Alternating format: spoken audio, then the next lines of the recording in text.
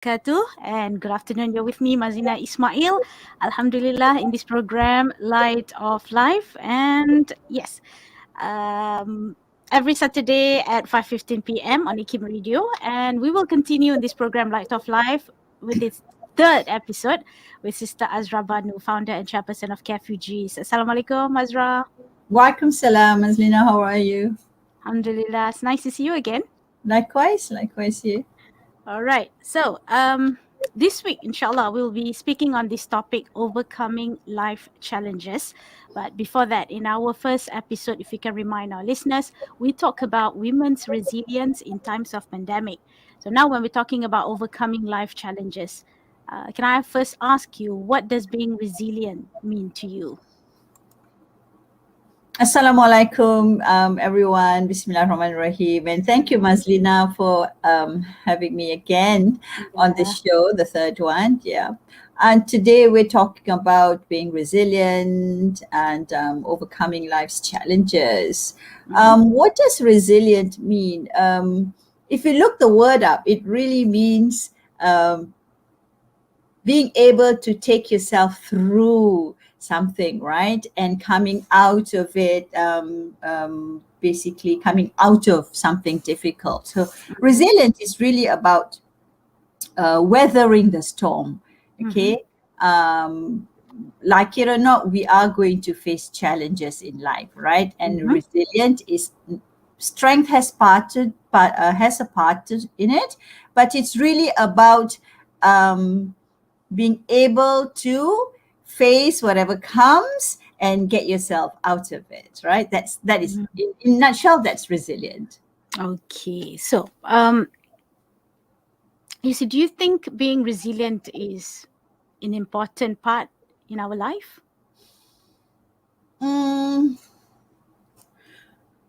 Yeah, because you know what? You gotta have resilience because life is all about challenges, right? We seem to think that we overcome one challenge and phew, that's it. But you know what? You overcome one, yes, you rest a bit, but know that there's another around the corner. Okay. Whether it's big or whether it's small, there's another around the corner. You overcome that, there's another around the corner. You overcome that, there's going to be yet another around the corner. Look at a baby. Look at the life of a baby. A baby is a bundle of raw resilience, okay? From the moment a baby is born, it has to overcome so many things, right? When it's hungry, it isn't able to tell us it's hungry. It cries, okay? Then needs to learn how to roll over, sit up, and walk, and so on and so forth, right? And you see how that baby shows resilience, resilience in its raw form. It stands up, falls, gets back up again, takes one step, falls, gets back up again, takes two steps, right? So look at a baby and you will see resilience in its raw nature, in its pure nature, right? And that could be us as well, okay? So if right at this stage of a baby's life, okay, life is full of challenges and the baby shows resilience, what more at our face, right? Okay, but that's from a baby's perspective. What about us, becoming adults or adults? What actually life challenges to you? Some people, small things to them are struggling to, but some others, whatever others are experiencing is small. They don't consider it as challenges. Yep. So challenges are very personal, right? What is small to me is big to someone else. What is, vice versa, right? It's a very personal thing. And at the end of it, we must never trivialize anyone's challenges. Anyone. Okay, because a challenge is a challenge, big or small. Okay. There was once many years ago, a friend of mine had come to me and confided in me about a huge challenge that he was facing, right? And he was just talking to me about it. And at the end of it, I told him, I said, inshallah, because you have this tough challenge on your life, your station will be higher than the rest Mm. of us. Mm. Okay, your Yeah. station with Allah will be much higher than the rest of us who don't face these challenges in life, not to Mm. this degree, not to this extent, right? So Mm-hmm. whether it's big or whether it's small, whether it's a baby learning to walk or a baby learning to crawl, right? We are even at this phase in life learning to walk and learning to crawl. Right. Okay, the nature has changed, Mm. obviously. Okay, Yeah. but the challenges are there. So to me, whether they're big, whether they're small, a challenge is a challenge, and we should never be comparing them. Never Mm-hmm. compare one person's challenge to another. We have this very unhealthy way of looking at someone else's life and thinking that, oh, what a beautiful life he or she lives, and look Mm. at mine, right? But really, those are screensavers that we are seeing. Okay, we don't know what's behind those Yeah. screensavers, just like people don't know what's behind our faces. We Yeah. put up a smile, we Mm. show people we're happy, we're Mm-hmm. fine with life, but we and Allah know our own challenges and our struggles. So just as you are aware of the challenges you have in life, Mm-hmm. right? You're aware that others do too. And never, never belittle or trivialize anyone's challenge, whether others or your own. Right. Good one. Now, Azra, say if we want to find one person on the street, or actually maybe we want to find out on ourselves whether we are those from, the resilient people. What is a resilient person like if you want to know them? Maybe you could break it down for, like, their coping strategies first. Uh, Resilient isn't robotic, right? Yeah, sure, Mm-hmm. you go through difficult times and you go through challenges, and but it is not about it is not robotic, it is not mechanical. Resilient includes breaking down. Resilience includes acknowledging your weaknesses. Mm-hmm. Resilience include when you can't cope, for example, right? And reaching out to others. Okay, um, identifying resilience in someone else. I wouldn't even do that because it is something so innate and inherent and intrinsic in people, right? Mm-hmm. That we may not necessarily recognize it unless we know the person personally. Okay, Mm-hmm. but I would say some of the traits of resilient people would be the attitude that they carry. It's an attitude, right? Yeah. It's an attitude that when you speak to them or when they speak to you, you just know that this person is going to get up the next day and continue doing what they need to do, right? Mm-hmm.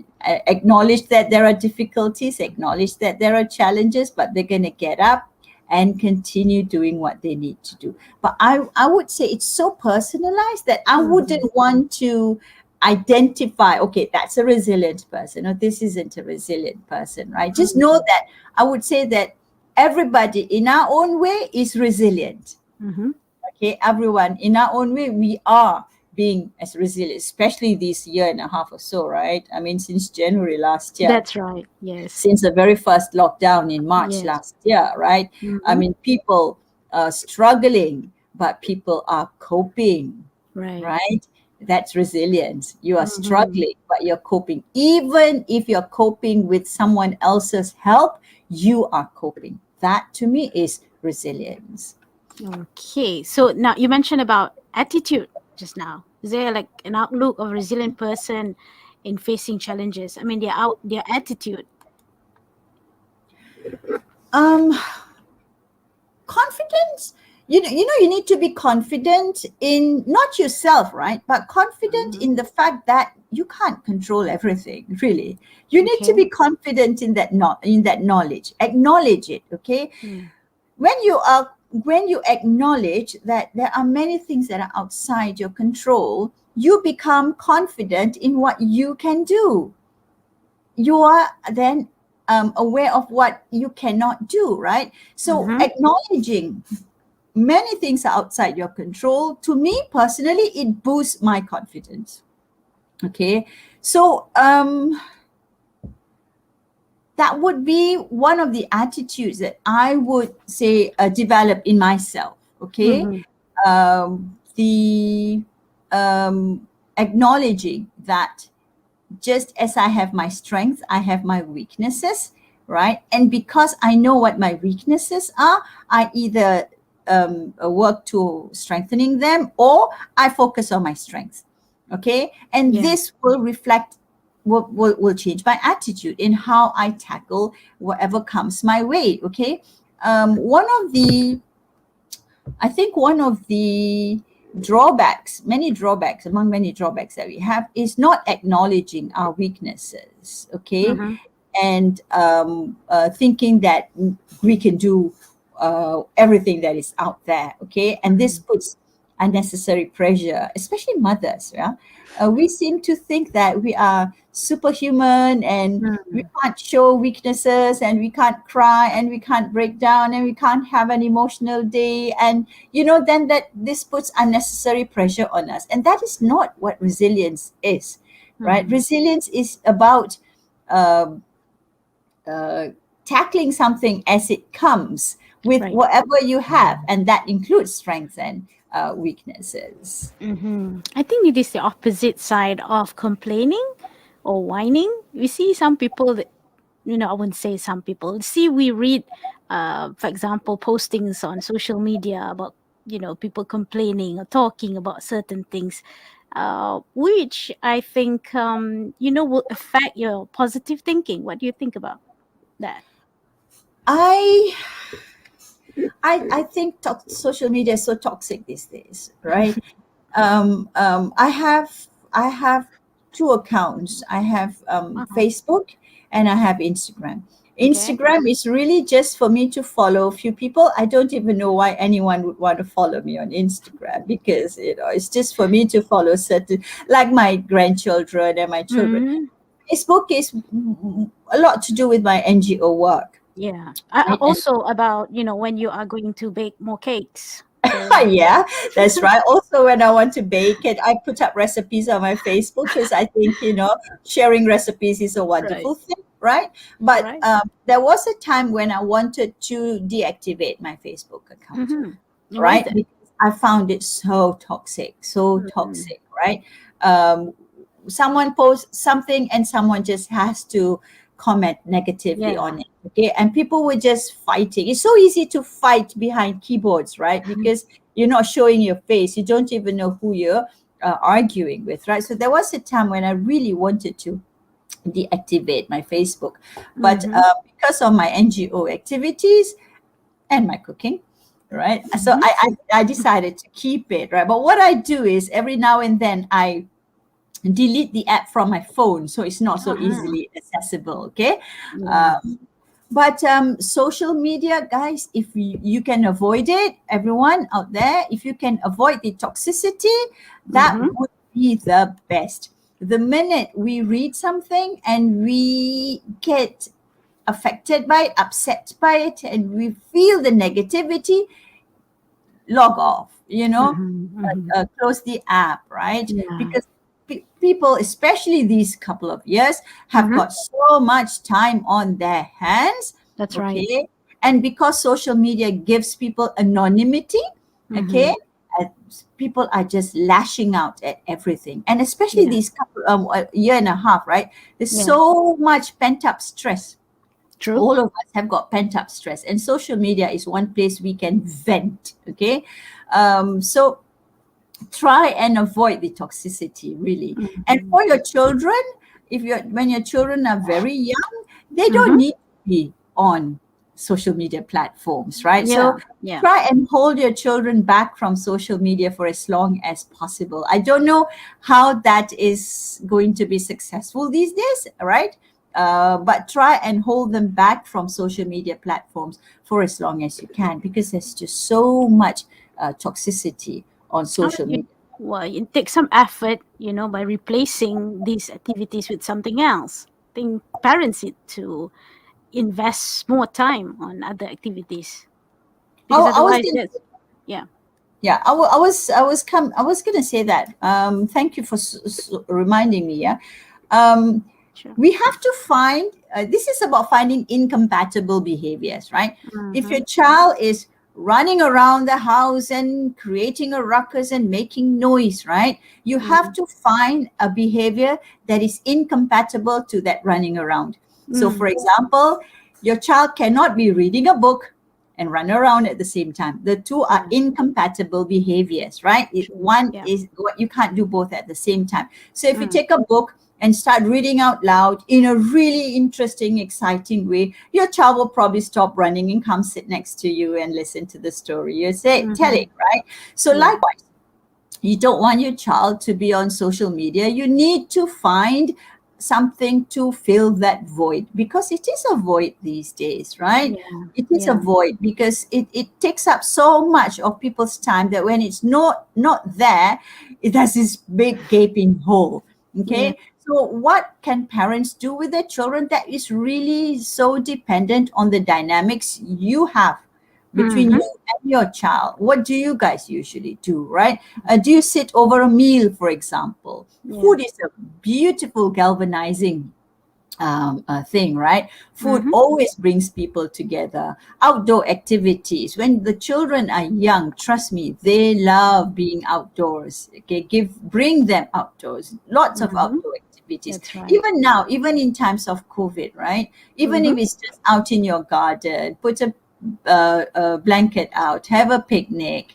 Yeah. You know, when you engage them in alternative behaviors, okay, they will get out of that habit of being on social media. You're basically trying to your aim is to break that habit, okay? And you see over time, okay, social media, not that they don't want to go on social media, or they don't like it anymore, or it's not Mm-hmm. attractive to them anymore, but it's sort of not in their routine, Yeah. right? It's sort of not in their routine, not the forefront, okay? It's somewhere at the back, okay? Mm-hmm. What can you do with your children? That to me is something, again, personalized between you Yeah.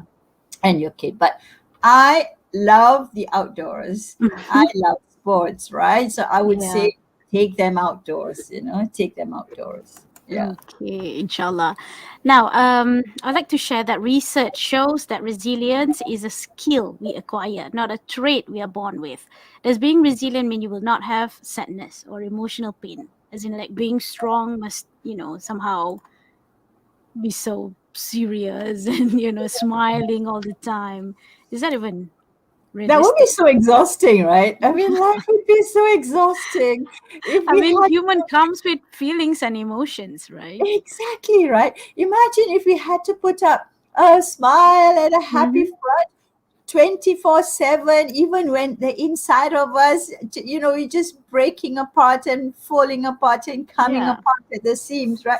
It would be so exhausting to live a life like that. Mm-hmm. Mm-hmm. Yes, we want to be positive. Yes, we want to have a good attitude. We want to be strong, and all that. But pain, anguish, sadness, that's part of our life.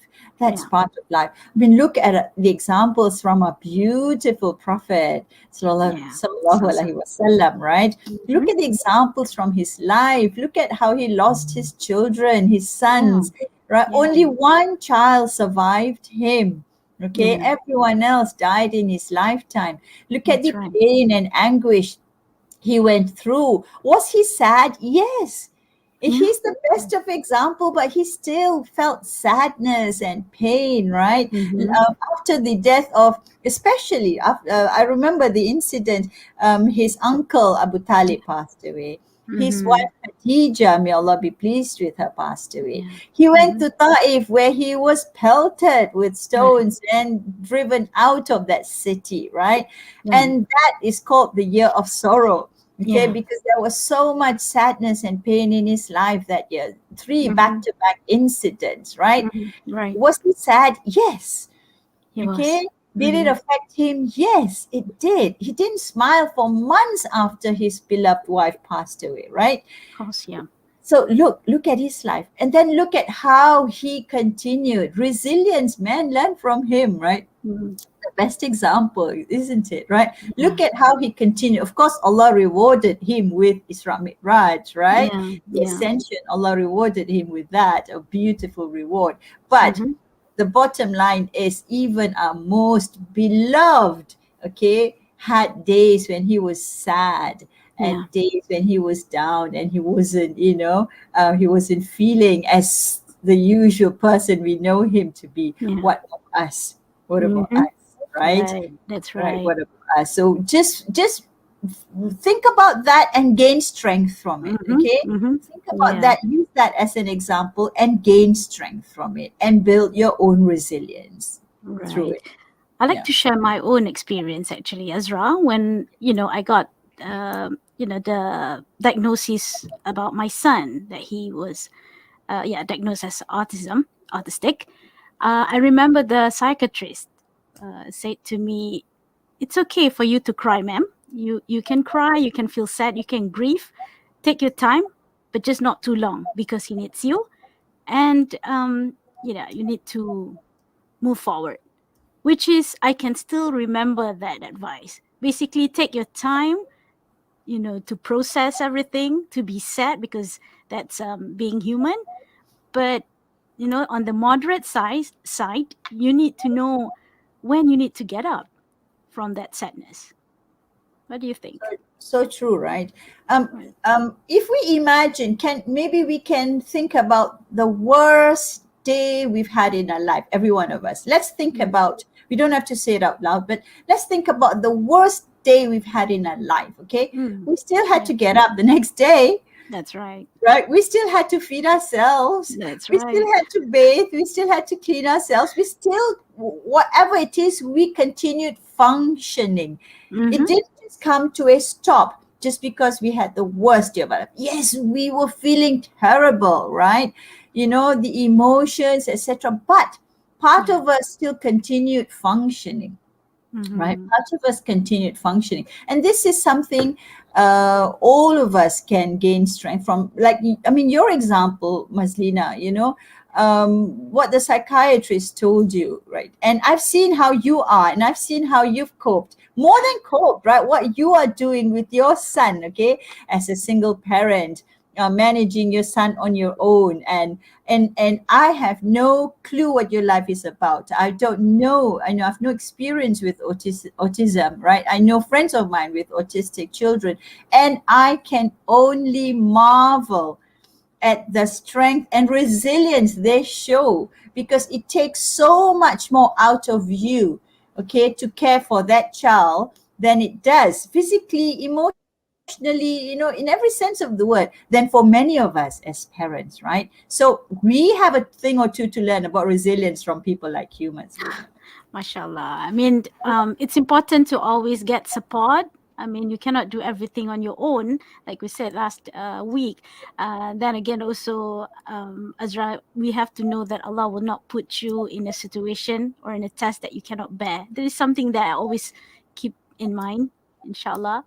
Now, I have shared mine. Would you mind, you know, if it's not too much, would you share your own coping mechanisms? What's your advice? Or what are the ways you have tackled life's endless challenges? After all, like we said, there are always challenges, especially, now. But pandemic or not, challenges is always there. So what about you?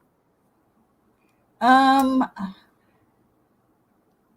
Allah has blessed me with a life, alhamdulillah, Alhamdulillah. that of course I've seen challenges come and go, and um some are obviously bigger than others, and Mm. right, and we learn to cope, and sometimes mope, right? I mean, the Right. reality is, sometimes it's moping, sometimes it's coping, right? True. That's human, right? I remember Yeah. when my grandmother passed away Mm-hmm. many years ago, and I remember for a few weeks I was just kind of like unable to really totally Yeah. function the way I would. And Mm. to get myself out of it, I remember I accepted her death. Yes, I accepted it, Yeah. right? I mean, Mm-hmm. she was 80, I accepted it. But I felt like a part of my childhood was taken from me, Oh. right? And Mm-hmm. what I did was Mm-hmm. I mean, I love cooking, I love baking, and because I find that is something that brings me pleasure and others as well. Okay, Mm, and right. I remember just stepping into my kitchen and whipping up, stuff after stuff after stuff, right? And so I find that an outlet. Cooking is an outlet for me. Mm. Um, and the other thing that I really, really always fall back on is exercise. I'm a big proponent of exercise, and I'm not talking about vigorous exercise. I mean, at my age, I'm closing in on 60, right? I no longer, in my mind, I picture Mm-hmm. myself the way I used to be, but in reality, when I'm out walking and jogging, I am much slower than I used to be, right? But Oh, it's still exercising. I yeah. love that, and I highly recommend it. Okay, because there is so much to gain from exerting ourselves physically outdoors, especially, right? Get that negativity out and start a day positively, right? I would recommend that. That's one of my coping mechanisms, and another would be my children, right? Mm. I'm thankful that we have so much to talk about, so much to Yeah. chat about. All of us are interested in politics, in world affairs, in, Yeah. I remember one of my friends once asked, don't you Mm-hmm. guys chat about anything trivial, because we're always talking about serious issues. Like today, briefly, we spoke about what's happening in Afghanistan today. Mm. Yeah. So, but at the same time, we can talk about sports, we can talk about, so much. So I find that a huge coping mechanism in my household, between our Mm-hmm. family members, myself, my husband, my children, because there's so much chatter going on between us, right? and Yeah. and even the trivial, stupid, funny, silly things, right, that you Right. tend to forget. Yeah. Okay, anything that's troubling you. It's really about keeping the mind occupied.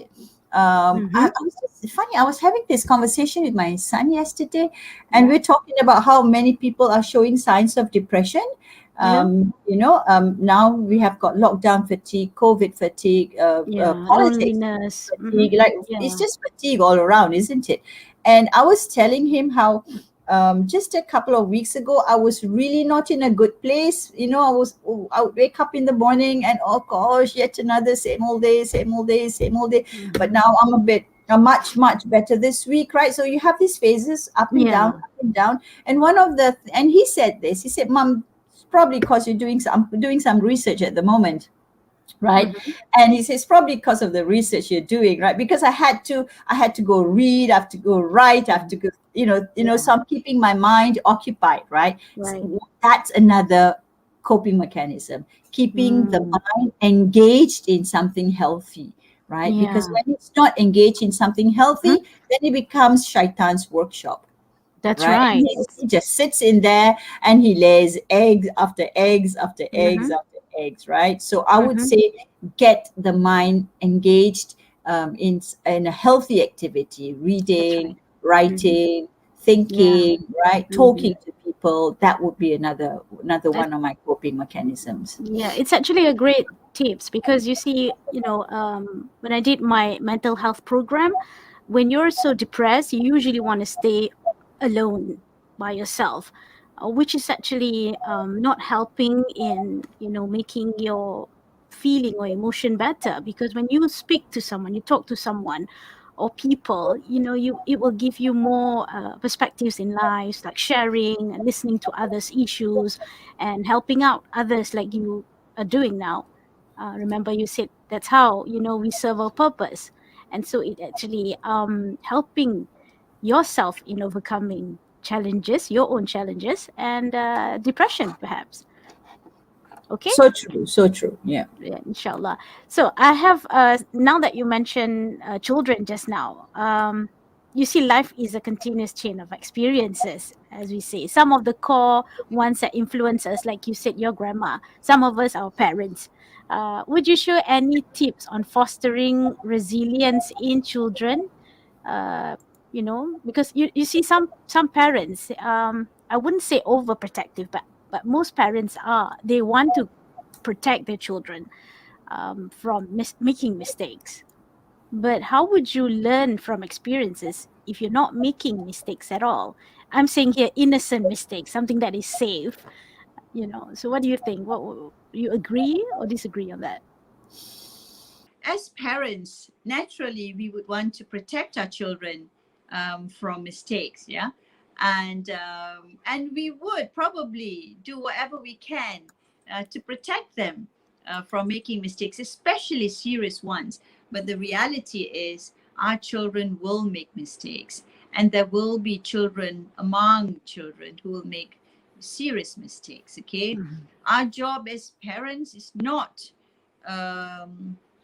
It cannot be about controlling them, but it's about empowering them from a Yeah. very early age, on how to make decisions, the right decisions to make, right? Of course, as Muslims, we fall back on Islam and what Islam teaches us and the values that we want to inculcate in our children as Muslims. That's what we fall back on, right? Mm-hmm. Protecting them from mistakes is a mistake, right? Protecting Right. them, controlling their life is a mistake, because Mm-hmm. at some point they will live outside of your shadow and they will need to make major decisions.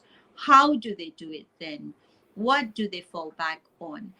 They could just be among those people who get influenced by friends easily because they've not been taught to be independent in decision making, right? One of the Right. things we teach at school, at Khalifa School, is how to use inner speech, self talk. We do this all the time. We're always talking to ourselves, right? Yeah. So we Yeah. teach our students at school how to use their inner speech, how to talk to themselves positively, right? And this is part of the empowerment process of making them Mm-hmm. independent in decision making, doing the right thing because it's the right thing to do, right? So as Yeah. parents, this would be ideal. I Mm-hmm. understand this is not an ideal world, and there Yeah. are times when we will need to step in. Okay, there are times when as parents we will need to step in. Okay, Right. I just want to just add this, that liberating your child, giving them independence must be age appropriate as well, right? Mm-hmm. It must be age. For example, when I'm talking to 12-year-olds and asking their opinions, okay, Mm-hmm. I'm Yeah. not going to ask the same thing of the 7-year-old, of Yeah. the 8-year-old, right? I will give Yeah. more autonomy to a 12-year-old, to a 15-year-old student than a 7, 8, 9-year-old kid, right? So as parents, we need to be able to also gauge this. It needs to be age appropriate, but protecting them and controlling their life is certainly not the way to go. Not the way to go. Okay. Thank you. But you see, if we look at it from another point of view, perhaps people are afraid to make mistakes is because of the society's view on it, as in how they perceive people who make mistakes as a failure. If you can see from like again social media, those that we call netizens, can we take Olympics for example? You see, if any sportsman, their fan would be really quick to praise if they win a medal, or when they achieve success. But if they failed, the society are slow to show the support or might even criticize negatively instead of giving constructive criticism. What is your comment on that? A short one. Um, you're so quick to pick on other people's mistakes and weaknesses, quite forgetting that we have them too, right? Yeah, And yeah. I mean, I was following Olympics, Hmm. certain events in Olympics quite You do. closely this Okay. time around, Hmm. right? Yeah. And but I don't pay attention to social media. I just Hmm. watch and enjoy the moments of Yeah. glory and the moments of pain and anguish, right? Yeah. there are times though, like when I'm watching, my favorite would be swimming and athletics, track and field generally, right? And there Mm-hmm. are moments when I'm watching and I go like, no, I hope that team doesn't win again. Come on, they've had so many gold medals in this event. And then I remind myself that Yeah, if they do win, they deserve it you're because right. they put in so much effort over That's right. years and years and years of effort and sacrifices, right? Yeah. But bottom line, whether they win a medal, whether they get on the podium or not, every Mm-hmm. single athlete who is there has put in years of work and sacrifice. Okay, I mean, the Russian, the manager for the Russian swimming team, Yeah. is my son's friend. They used to be Ah, friends in high school. Okay. And that's I great. remember the Okay. boy would come to our house. When Yeah. their friends got together, he'd come to our house, but he could never sleep over. Okay. Okay, he had a very strict diet. All right. Right. The next morning, he would be up before anyone else swimming. Why? Because his father was training him to be a swimming champ. Mm-hmm. Okay, Right. that's the sacrifice he was making as a 15-year-old. Okay, Damn. and every athlete who's there has put in that kind of sacrifice and more. So we Amazing. need to Mm-hmm. remind ourselves of Yeah. how much they've put in and how little we've done. Okay. And really, just guys, just enjoy the sports. Exactly. Enjoy what they are Right. doing. Enjoy what they are doing for for your country. That's Right? right. Anytime we have someone carrying the country's flag, Yeah. representing the country's flag, be proud, applaud Yes. them, cheer them. The outcome, forget that, forget Mm-hmm. the outcome. Just celebrate the fact that they are there representing your country. That's right. That's right. Okay. We're running short of time for, on air right now. So I'd like to ask you, having the opportunity for you to be around those who are living with tough life challenges, do you learn anything from, inspiring tips that you can share with us from people like refugees, like Rohingya, Syrians, and the people of Palestine or COVID-19 victims today, even less fortunate people like the orphan, any given day? I'll just end with one story. Yeah. Um, I'll just end with one story.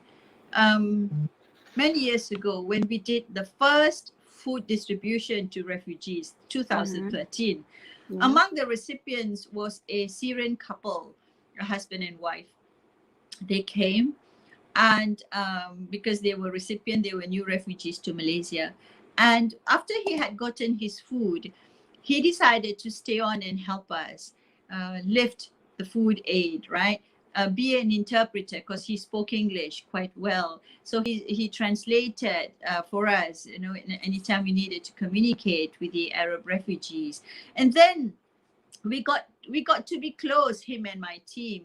And after a few weeks, after Ramadan, few couple of months after, he invited us over to his house. He said, "Okay, I'd like to invite you over to the house for lunch."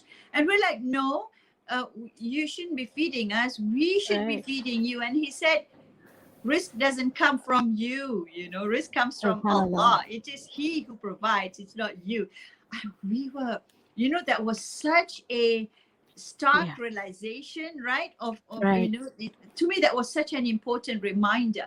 And It we is. went to his place and they cooked Mm-hmm. us a feast. They fed us until we were blue in our face, right? And he is an example of Mm-hmm. how people who have little give so much more, Hmm. right? It's not just in material, right? They give so much more of their love. They give so much Right. more of their attention. They give so much more of their dua, non-stop dua from these people, right? Yeah. And this to me is strength. This to me is resilience. This to me Right. is facing and dealing with life's challenges, that you Mm-hmm. don't let it cripple you. You don't let it affect you to the point where you forget your relationship with other people, right? So to Right. me, that would be an epitome, right, of the Mm-hmm. resilience that I've seen in some of those we've dealt with. And of course, as you said, this includes refugees in Malaysia, Yeah. Palestinians here and in Gaza and West Bank, where I've also been Right. many years ago, right? The more life challenges they have, not only Mm-hmm. more resilience they get, but more sensitive to other people as well. That's right. That's beautiful to see. Right. That's why we see them making dua for Malaysia every time we're facing All the time. life All the time. challenges. Right. Yeah. Alhamdulillah. Okay, my final question to you before we Yes. conclude. What do you think of the connection of being resilient and having strong faith in Allah, like for us Muslim, having strong faith in God in overcoming life difficulties, Azra? As Muslims, you cannot tear that apart. You can't separate it. Yeah. Just today in my class with my students, year six Mm, students, I was teaching them about contemplation and how contemplation is a very important activity. Contemplation is really about thinking deeply about anything. We can think deeply about so much, right? But yeah. as Muslims, our contemplation, our thinking deeply isn't complete until we bring it back to Allah, until we Mm, connect it back to Allah. And when we yeah. do this, we become people who see signs of Allah everywhere. We become people whose awareness of Allah is very, very high, right? And as Yeah. Muslims, this is part and parcel. And so, I mean, if you ask me, the central to us, right? It's Mm-hmm. central to our being, isn't it? Everything has to be connected, has to be taken back to Allah. So resilience, being strong, being able to cope, right? All that, right, comes from Allah. He is the one. What do we do when we encounter someone who's going through a difficult time? What's the dua that we make? We always ask for Allah to give them strength, right? Yeah. As we ask from Allah to give us strength, right? That's So they right. are so inextricably linked, right? You Mm. cannot separate the two. You can't. Right, inshallah. Well, there are so much to learn from life experiences, whether it is our own or from others, and that's what makes our life feel more meaningful, I think. And what Yes. we learn from our experience, guided by knowledge, and also our deen, like you said, is what helps us in overcoming life challenges, Sure. in making good decisions, and also help create the resilient, character in us, inshallah. I guess that's my take from our sharing with Azra Banu this week, founder and chairperson of Carefugees. Any last word from you, Azra, for this week's topic? Stay safe. Stay safe. Stay indoors and stay Yes, strong. yes, yes. Yeah. The numbers are still high. We need to really look after Yes. ourselves and our families Yes.